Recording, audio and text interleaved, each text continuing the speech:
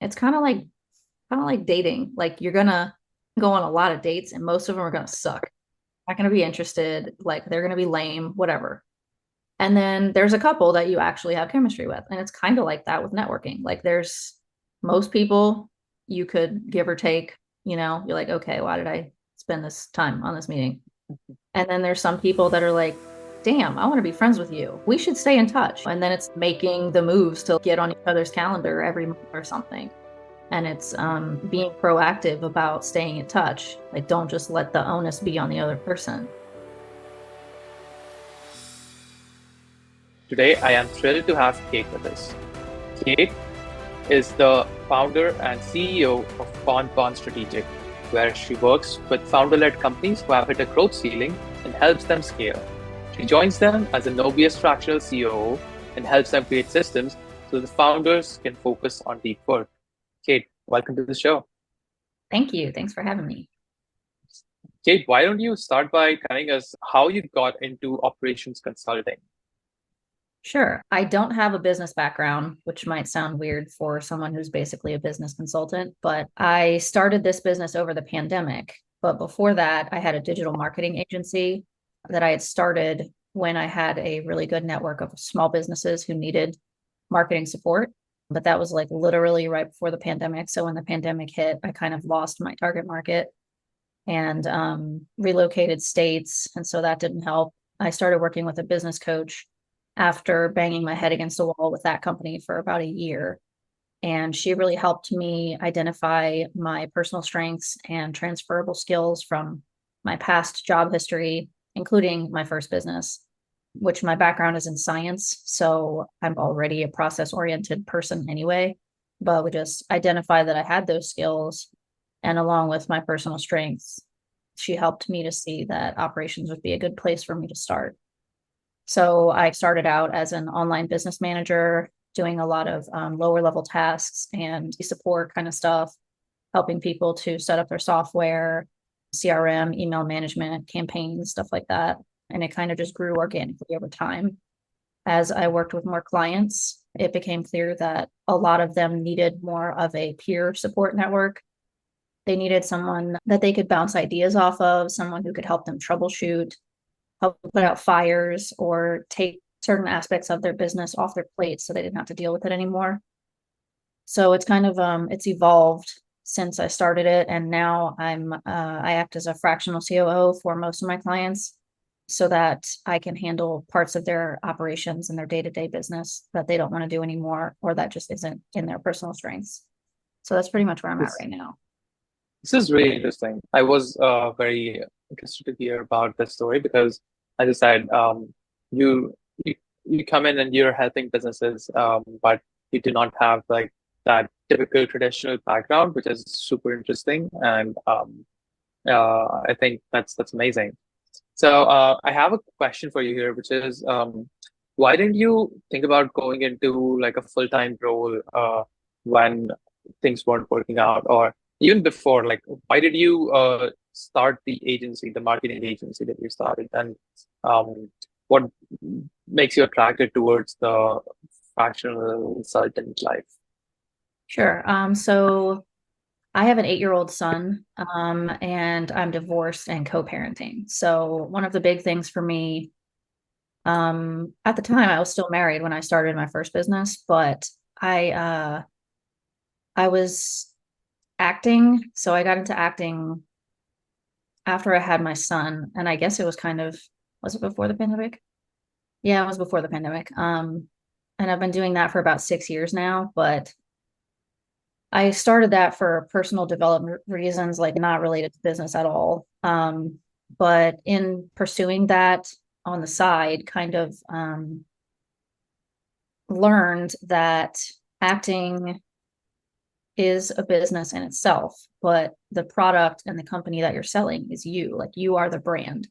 So I learned a lot about branding and marketing from just pursuing that as a passion. And that is kind of what led into starting the marketing agency because I enjoyed doing those kinds of things. But let's see, I lost my train of thought. Yeah, no, you were saying the question is like, why didn't you consider joining a startup or maybe like a company Right, on a right. full-time capacity? Okay. So, after I started acting, I was traveling a fair amount for auditions and for roles around the Midwest, which is where I lived at the time. And I really liked having that flexibility. I was working part-time then for a nonprofit in Springfield, Illinois. Um, and I liked the the working remotely, the hybrid kind of lifestyle that really hadn't been fully established before the pandemic. Like everybody does it now, but then it wasn't very common. And I could work on the train, as long as I had Wi-Fi. Um, so and especially after being a stay-at-home mom for a couple of years, like the idea of going right back into like a full-time role at a corporate position or something was just really not appealing to me. I liked the idea of working for myself and being in control of my schedule and being able to adapt. Like if my son was sick, I could stay home and still get some work done or not, and it would be fine. So that was probably my main driver, was having the flexibility and autonomy to build my own schedule, which I've definitely, worked to maintain in my current position with Bonbon Strategic. That makes a lot of sense. Um, and you mentioned in our call the other day that you do not specialize or you do not work with any niche industries, but instead you have a niche problem and you work with a variety of industries. Can you speak about that a little bit? Because the type of industries that you're working with is very huge. Like you're working with like law firms to e-magazines to short-term rental companies. That's a really, really huge variety of businesses. So what is that like? And do you feel that there's a steep learning curve going from one business to the other? Or are you able to take learnings from one and apply it to the other? Definitely the latter. I feel like most companies have the same kinds of problems, but they're unique to the company's team, like who's in place and what their personal strengths are, and their mission, why they started the company, what their priorities are for the business. And then the working style of the founder or the CEO, which is usually who I'm working with one-to-one. So I do find that while there are some, unique situations based on like what team they have in place or what software they're using, a lot of times it's the same kinds of problems. It's communication issues or project management issues.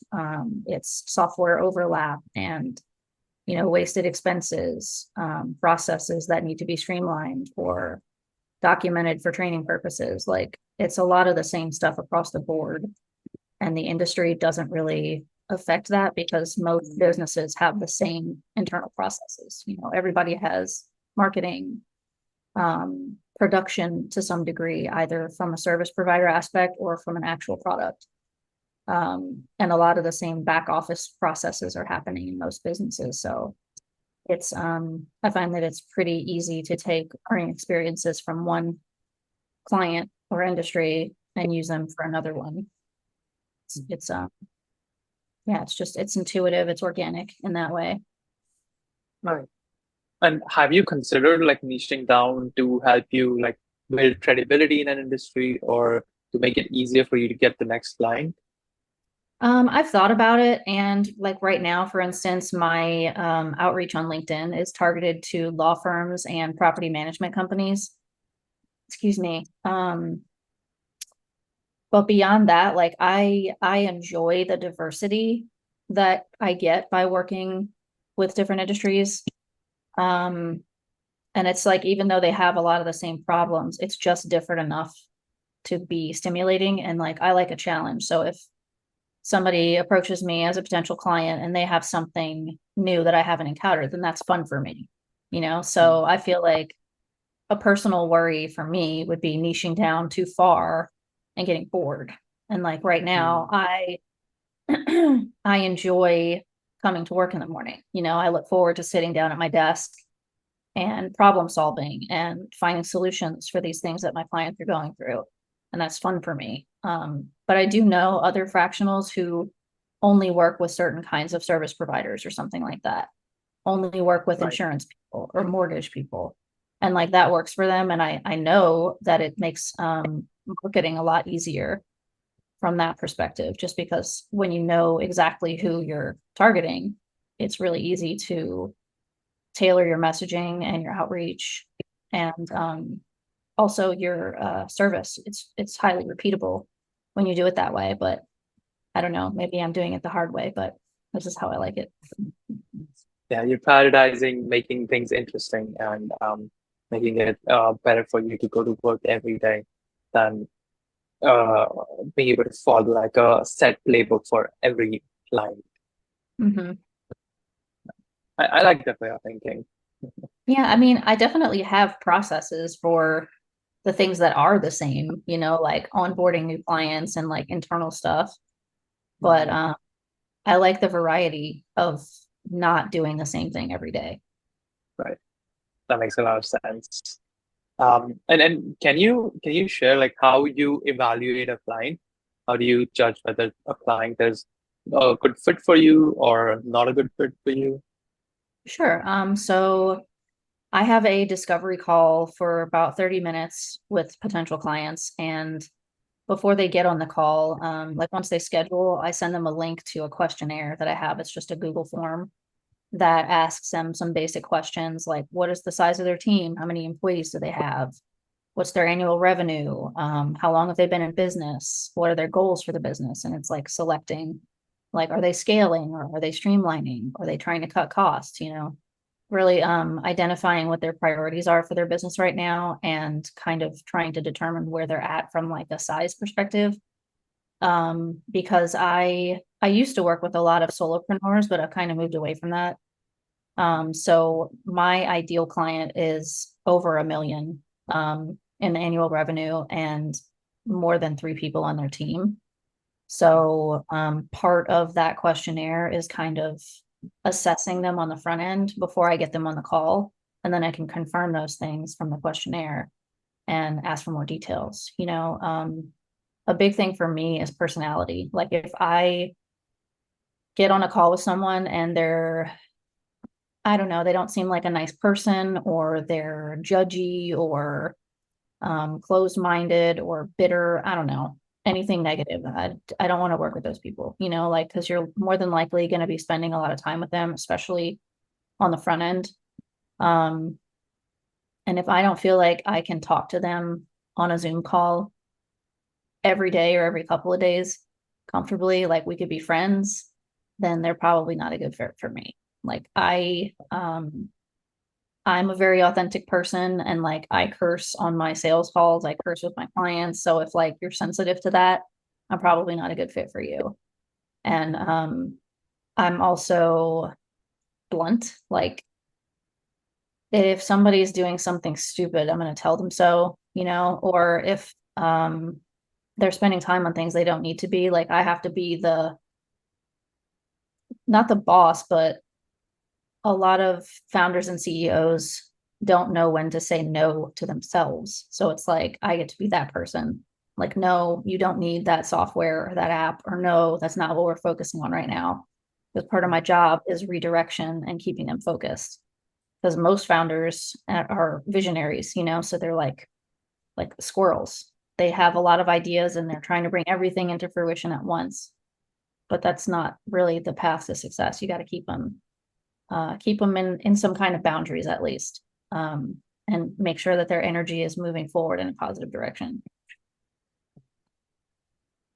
That makes sense. And has there ever been a case when you realized that a client was a bad fit after you started working with them, or yeah, after you confirmed like a contract with them?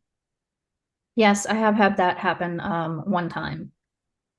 Um, and he was actually a referral from a friend, so that was kind of surprising because usually referrals end up being really good clients. Um, I don't want to throw him under the bus or anything, but he seemed like a nice enough guy on the front end. But as I started to work with him, he was very micromanagey and he had trust and control issues. Like he didn't believe that I was spending time on the things I said I was spending time on. And I don't like to work with people where I feel like I have to prove myself. Like, if you're paying me to do a job, I'm going to do a job and I'm going to do it well. And if you don't believe me, why are we working together? Like, I don't want to spend my time validating you and, you know, proving that I spent this hour on this thing, like I said I did, because it's tedious, and counterproductive. It's a waste of time. Like, I work based on results. Like, are you getting the results you were looking for? Great, let's move on. So when I start to feel that someone is very micromanagey or just controlling, I don't like to work with people like that. It's not a positive and productive emotion. So yeah, I have a clause in my contract where if either I don't want to continue to work with the client or they don't want to continue to work with me, like they're dissatisfied with my work or whatever, they can get out of the contract for free with no penalty after or within the first 30 days. So Yeah. I gave him that opportunity and he took it. So it worked out. We parted ways amicably, and it is what it is. I don't Yeah. agree with his working style and he doesn't agree with mine. So we're just not a good fit. That's very mature, and I think I've not seen a contract where with this clause where any party can just exit out of it within the first 30 days, but it seems like a really smart thing to put into it. Make sure that you don't end up working with the wrong type of client. Yeah. I mean, I don't think anybody really wants to be forced to work with someone that they don't get along with. We're Right. not in a business partnership. Like, I don't have to put up with you and you don't have to put up with me. So let's just end this in a friendly way and move on and find someone who's a better fit.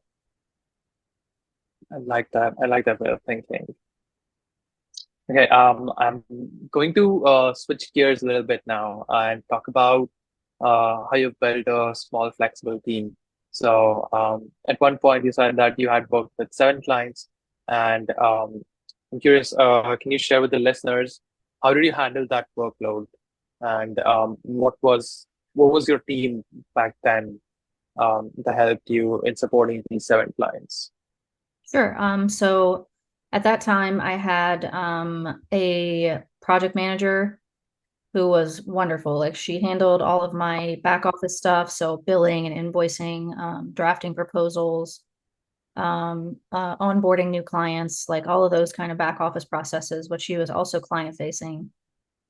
So the way I did it back then was I would have an initial 3-month engagement with a client and get them like streamlined and basically be at a project manager capacity. And then I would turn that client over to my project manager and she would have the weekly meetings with them to keep their team aligned with their goals, check on their priorities for the quarter or the year or whatever.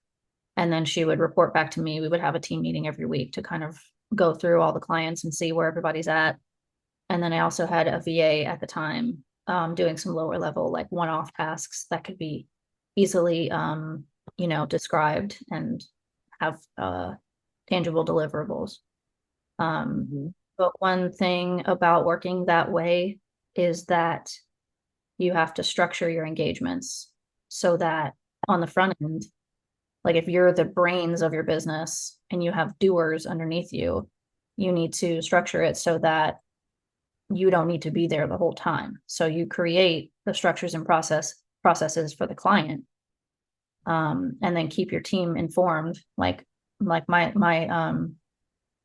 project manager would be on calls with me in the beginning so that we both understood, what the client's priorities were and what they were working on and all this, so that it was a lot easier to transition stuff over to her um, when it was time for them to get out of their like main engagement. And then it would go down. At the time, I think the retainer went down because they weren't meeting with us quite as often and we weren't doing as much hands-on implementation because we had already kind of taken on those things, systematized them and documented them and then handed them back. Right. And how did you realize that you needed to hire a project manager or VA, or was it always the plan that if you hit this X number of clients, then you're going to find somebody who can take stuff off your plate? Yeah, because at the time I was still working with my business coach too, Bianca Gignac, and she's really great and super big on getting support for the lower level tasks. So not just from a business perspective, because our business and our personal lives are intertwined. So she was always encouraging me to get to hire someone to help at home too. So at that time, because I had so many clients and I was working a lot, I had someone come and do my laundry and change the sheets on my bed. And I would like go to the grocery and have food and have them meal prep dinner so that I didn't have to do it. Or like drop off packages to be returned at UPS or go check my mail. Like all of this like tedious shit that you really don't think of, but that takes time out of your day. So I had a helper, a personal assistant basically at home helping me with that stuff.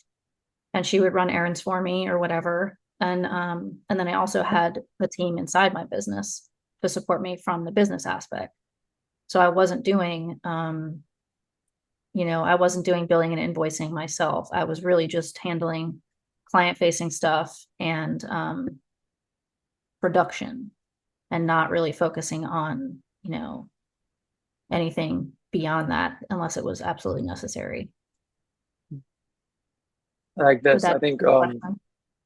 yeah, I think, yeah, it does. And I think it's a good strategy to help you prioritize your energy, because it's not just the time that doing these tasks, not doing them yourself saves. It's also about not having to think about them. So Mhm. you're able to focus and think about the work that you're doing, even in your, like back of the mind or spare time. Yeah, one of my mentors um says something like it's not just like everybody thinks it's time management and productivity, but it's not, it's energy management because everyone has the same amount of time, but not everyone has the same amount of energy. And it's learning how to manage what you have and also build your capacity to do more. Exactly. Like that. Um, yeah. Um, and and let's talk about working with a VA, because that is the first thing that a lot of people think of doing when they're expanding their consulting business. So they try to hire a VA. But you mentioned that you have an approach to that where you differentiate between like working with a virtual assistant and working with an executive assistant. Can you speak about that difference a little and why it matters? Sure, yeah. So a lot of people have had less than ideal experiences with virtual assistants and or executive assistants, and they often get lumped into the same thing, like I just need an assistant. But they are different. Virtual assistants generally have a very limited capacity to think. Like, not saying they're stupid, but they're not going to problem solve for you. You give them, I need this task and it needs to be done 1, 2, 3, these steps, and here's the deliverable. Here's what it looks like. Everything has to be really clearly defined. And if anything deviates from those steps, they likely cannot troubleshoot to finish the deliverable. So VAs can handle really simple stuff that you've already got well articulated. Like if I need them to go and draft a proposal for a potential client, I send them the email address. I send them my sales call notes. I send them a loom of how to use my CRM and draft a proposal, and then to notify me in Slack or whatever. Like it's very step by step and functional. An executive assistant has a slightly higher ability to problem solve and troubleshoot. So most of the time they can do things like um, get into your email and set up email rules to get rid of all your spam or to put all of your like separate your personal from your business if you're using the same email address, which you shouldn't be. And they can kind of actively work on those things, like because those things are never straightforward. Like anything with tech is never straightforward. Like, oh yeah, that'll be easy. I'll just update your DNS settings or something, and then you go in there and it's a complete shit show. So like your EA is not going to be able to do stuff like that. That's like a more specialized role, like somebody that would be in IT support or something like that. which that's another thing that people can hire out pretty easily. Like if you know you're not tech savvy and you struggle with your software and your technology integrations, like there's managed IT service providers who work hourly. I hired one for one of my clients because he is not tech savvy at all. And he was struggling so much to just use his MacBook with Microsoft software. And I found someone and hired them hourly, and his problems have gone away. So it's like there are lots of lower level solutions that you should definitely research and I don't know, what's the word I'm looking for? Consider before you make like a full-time or a part-time hire. And ideally, you might get lucky and find a VA who's a good generalist, and then you can test them a little bit. You can say, here are these things I need you to do on an ongoing basis. And then here's this other project that I want you to try. And you can see how they do with problem solving and like what their cognitive abilities are like. Because some people are really good at following instructions and some people are pretty good at thinking on their own. They're intuitive. They can look for solutions actively instead of just waiting to be told what to do. And that's kind of like the higher level thinking that you're looking for with like executive assistants and above. So yeah, I think a VA is a great solution for most people just to get more time back on your plate because they can clean up your emails. They can do your initial responses to LinkedIn messages. They can use email templates to do cold outreach. They can help you prioritize tasks or even just manage your project management software. Like I hardly ever go into mine anymore, but I have my assistant. She will add stuff into our Notion so I don't have to. And then she, if it's done, I'll go in there and check it off.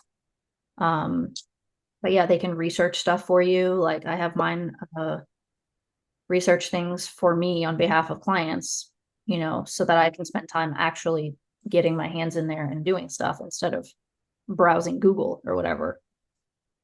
Mhm.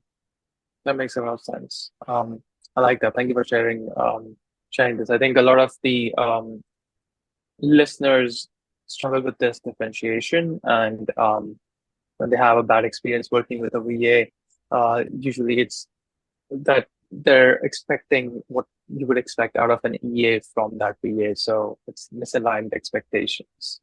Yeah, I think having really clear expectations about what you want and what you need, and realizing that a lot of people will claim to do more than they actually can. So the best thing to do is to start working with someone. Like, don't wait forever to find the perfect hire. Just have small test projects that don't involve like client information. Whether it's like writing an SOP based off of a loom that you did of some internal process for your business, like give it to them, tell them what your expectations are, and see what they give you back. And can they take feedback and constructive criticism and turn that around? If you don't like the way they formatted it or something, or if it's not, I don't know, a linear thought process, can you address that and explain it to them and fix it? So you're looking for people who can actively listen and resolve your feedbacks and the second time around. And then if you keep communicating with them and they're just not getting it, then maybe they're just not the right one. But there's so many people out there, and you can't really know what their capabilities are until you start working with them. So it's like you just need to pull the trigger and get someone in place as soon as possible, and just don't give them anything that's critical to your business. Mhm. I like that. And what would you share with like a consultant who is going to expand and hire somebody, but having control and trust issues with this thought? What advice would you give them? I would say that again, having really clear expectations for what you're looking for in that role, not only what you want them to do, but how you want them to behave and communicate. And what your expectations are as far as like a timeline. Like if I send you something today, do I expect you to have it back today? Or like, do I expect you to have it back in 3 days? And if I expected 3 days and you sent it back in 4, but I never said that it was due in 3 days, is it really your fault or is that mine for not being clear? So it's like making sure they have the tools they need to succeed. And part of that is communicating kind of obsessively about what you're looking for, and being willing to constantly give feedback in a way that is conducive to helping them get better and not just being critical. Mhm. Man, Yeah. trust and control issues are it's really hard to work with people like that because they didn't get that way from working with you, and it's not really your responsibility to change them. So from my perspective, if I was a VA and I was trying to work with someone with trust and control issues, I probably just wouldn't, because it sounds like they need therapy, not a VA. Okay, that's valid advice. Like if you're having trust and control issues, get therapy. It's like knowing your own boundaries, like what are your standards? What will you accept? What kind of treatment will you accept from your clients, and sticking to that. Like you deserve to be treated like a human being with respect, and if someone is not giving you that, you don't have to keep working with them. Right. Everything is a choice, especially when you own your own business. Yeah, I agree with that. Okay, I wanna get into the last piece of our interview, which is talking about your marketing and sales processes. So to start off, like, can you tell us how did you get your first few clients? Because you didn't have like a heavy industry network. You started off basically from scratch with no network. So, what did that look like?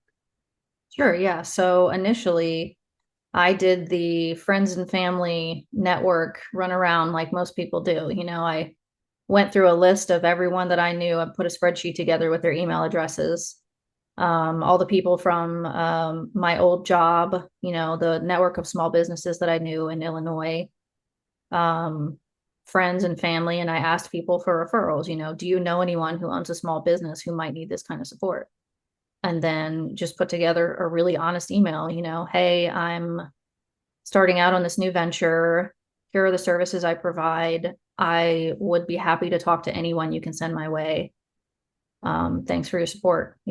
Just be open and honest and authentic. And that got me a couple of clients. And then, I had a business coach back then, and she referred me one of her other clients. And then LinkedIn outreach. Like I had started doing LinkedIn outreach and working with a service provider who handled my messaging and like directed everyone to schedule a call with me.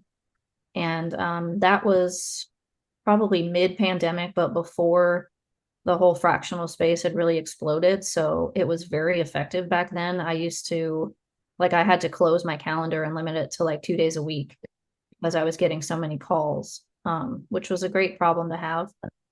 But now I think because the fractional space has ballooned recently and there are so many people doing cold outreach on LinkedIn, it's definitely lost its efficacy, in my opinion.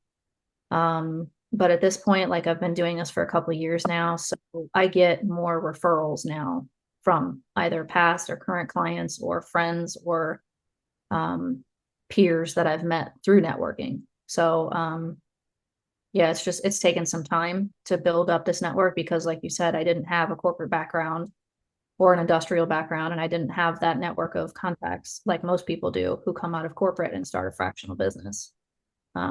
Yeah, all of my people from my previous life, as I like to say, were in science and are still in science and like are not connected to this environment at all. Right. That's really fascinating coming from how you came from a completely different background and then basically hustle your way into getting building your network while building a business. And on the other way, like how most of the people who I've had on the podcast do, which is like they have the existing network and then they're trying to work that network in order to build their business. So that Yeah, I would say that those must people be, definitely have a leg up. Like everyone yeah, that I know who came out of corporate like that, like they get their first couple of clients like no sweat because it's people they already know. They don't have to exactly. do the process of relationship building and like asking for, hey, can I meet your friend XYZ? I saw he does this or whatever. Mhm. Um, so yeah, the people that I know who do have that network definitely have a little jump in the beginning. They got farther than I did initially just Right. from having. So it's definitely a bonus. Is there something that you do like extra in your networking to compensate for this difference? Um, no, not really. Like initially, when I first started doing it, I was doing a lot of networking and a lot of calls. Like when I first started doing LinkedIn outreach, I was doing not only sales calls, but I was doing a butt ton of networking calls. So just meeting as many people as possible and getting other people's perspectives. If it was other people like me, like other service providers, I would just, we would talk about what each other's target markets were, just in case like we came across someone in the future.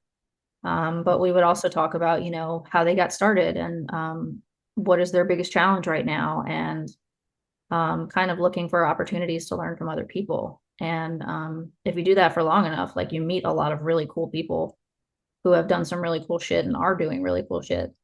Um, yeah, like I've got like I have like a life coach mentor that I met through networking on LinkedIn. I have like a business bestie that I met through networking.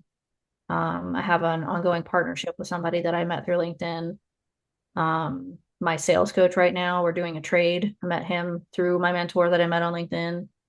Um, yeah, like it's literally building a network and it just takes time. So it's frustrating sometimes because you don't seem to be getting anything back from it, but it's like meeting all these people and making a good impression, you're leaving something in the back of their mind so that even if you don't see them very often, maybe once every couple of months, they still think about you.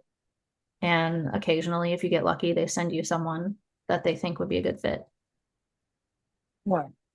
I think like you said that you weren't doing something differently, but I think subconsciously you are because the way you said that how you've built all of these really substantial relationships with your LinkedIn networking with strangers who you have never met before. I think that's pretty unique because most of the people's like what their networking looks like is they get on a call, like a 30-minute call or whatever, like a coffee chat, and then they have a good conversation there, but they aren't able to turn that into a very meaningful connection like later on in life. I mean, I would say it's a numbers game because, like, I've talked to so many people, and some of them just want to pitch you. And those people, like, you have that conversation and you move on and you never talk to them again. But it's like, I mean, it's kind of like dating. Like, you're gonna go on a lot of dates, and most of them are gonna suck.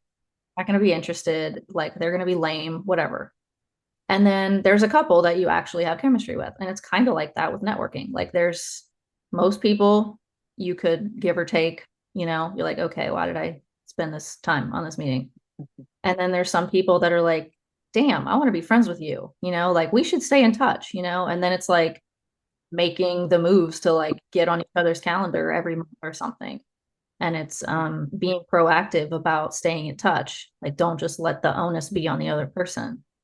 Um, if So you you like actually from get on, sorry to go, interrupt, but so you actually like when you find somebody who you're connecting with, so you actually get like should you like a monthly or a very regular catch up call with I mean, them? if they're open to that, yeah, like sometimes, like my friend Ashley, her and I met through networking and, she'll get on my calendar and then, we won't talk for a couple months and then I'll get on her calendar or she'll get back on mine. Like it's whatever, just whenever we have time, it's like, it's good to have someone at your level that you can, vent to or troubleshoot with. Like we talk to each other about client issues or like potential client issues. Like, what would you do in this situation? Or like, how would you address this? Because yeah, like you really, it's like raising kids. You can't do it by yourself. Like you have to have some kind of community, even if it means you have to build it from scratch. You have to have people that you trust, whose opinion, you believe in, and they know you well enough to give you good advice. Mm. I love it. I love this approach so much. I think this is something that you're doing differently than most of the other people out there. So Yeah. really happy that we could talk about this. Okay. Yeah, I kind of, because I was getting so many calls initially, I kind of got tired of doing the like fake ass networking calls where it's like, hey, here's what I do. What do you do? Okay, cool, bye. So I still need to hear those things to understand what they're doing, but it's more about looking for a personality connection, or like if they have a really interesting mission, like they're doing something, I don't know, altruistic with their business too. It's not just about making money. So it's like finding the little thing that interests you about them or their business and then focusing in on that instead of just talking about what you can do for each other. Like we're all Mm, people who need relationships to support us. And yeah, it's I guess I stopped doing the pretending part of it. Just like I don't really do sales calls either. Like I have a conversation with people to see if their needs match my strengths. I'm not trying to convince them of anything because I want them to want to work with me.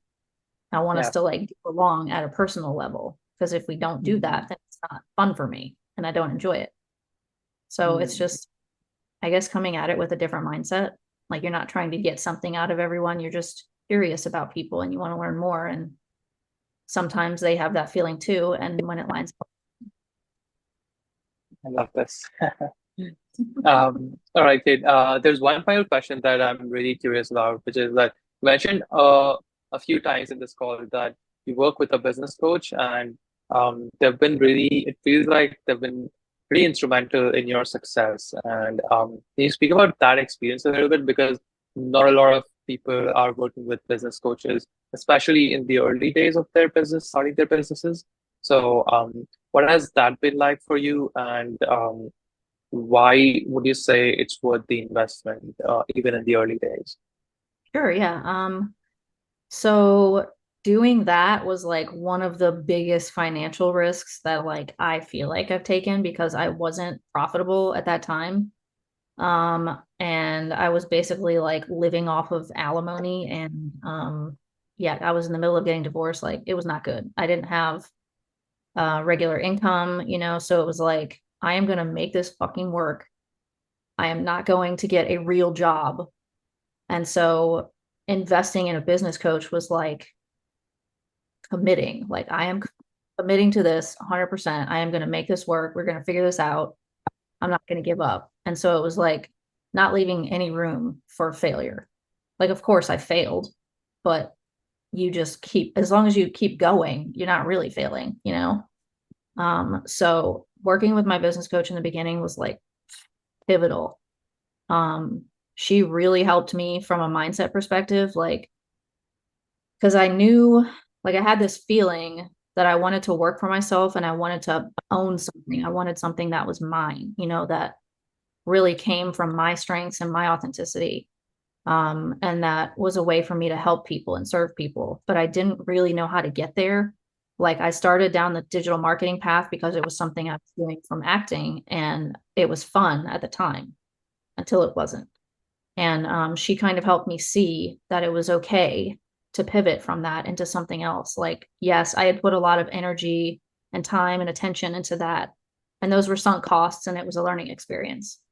But she, kind of gave me that moral support and that emotional support to keep going and to look for something that was not only a good,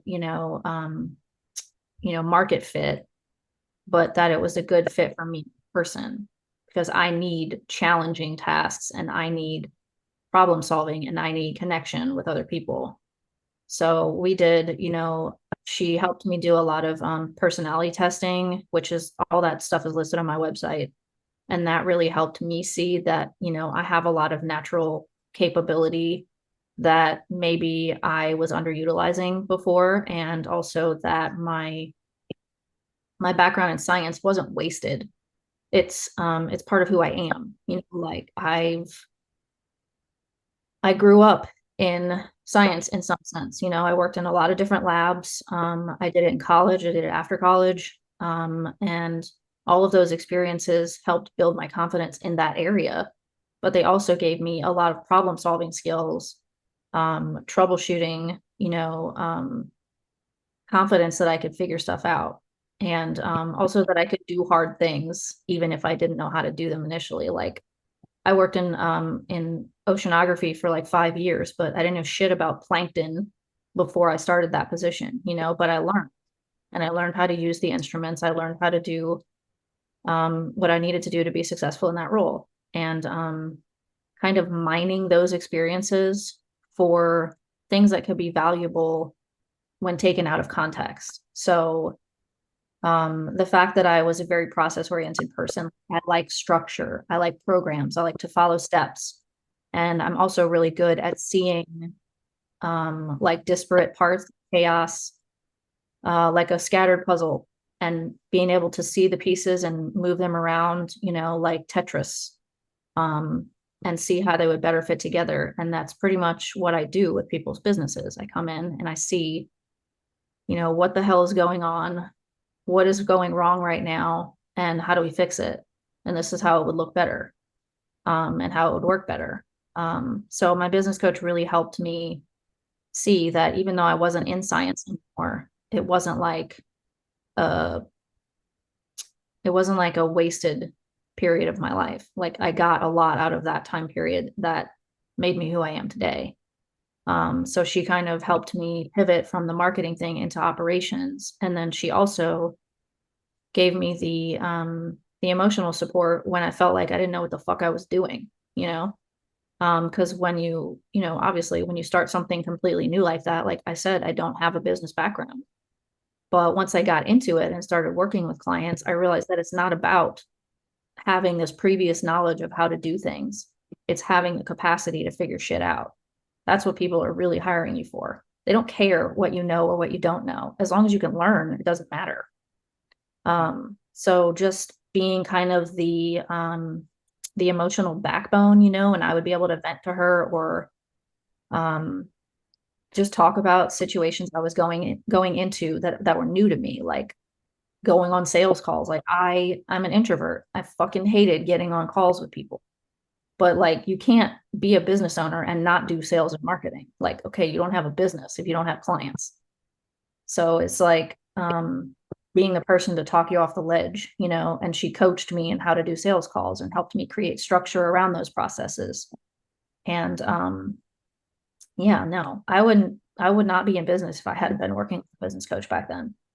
I'm not currently working with a business coach right now, but that's only because what I talked about before, I've kind of inadvertently created this community around me that provides that support, so I don't need to pay for it from one person. So like I have my business bestie, her and I get on and troubleshoot client stuff and vent to each other. I have like a mentor life coach guy that I talk to about bigger picture business stuff and like where my life is going, personal life. I have a sales coach who's helping me with my sales processes, my messaging. I'm about to hire a copywriter to help me redo my website. So it's like you got to find the people that you need in your life, and be open to getting those needs met from people maybe you didn't expect. Like I didn't expect that to have this whole network of community and support from people that I've never met in person. Like I've never met any of these people in person. It's kind of crazy, but it's really cool. It is cool, and I'm so happy that you could share this with us on the call today. I think it'll be really helpful, the entire conversation, but especially this part about working with business coaches and how you were able to build your network into something that is able to support you and provide you with not just business support, but also like emotional support. So I think that is really, really cool. So thank you so much for being open to share that with us on this call today. It Yeah, has been such a pleasure talking to you, Kate. thank you. Thanks for having me. It was fun.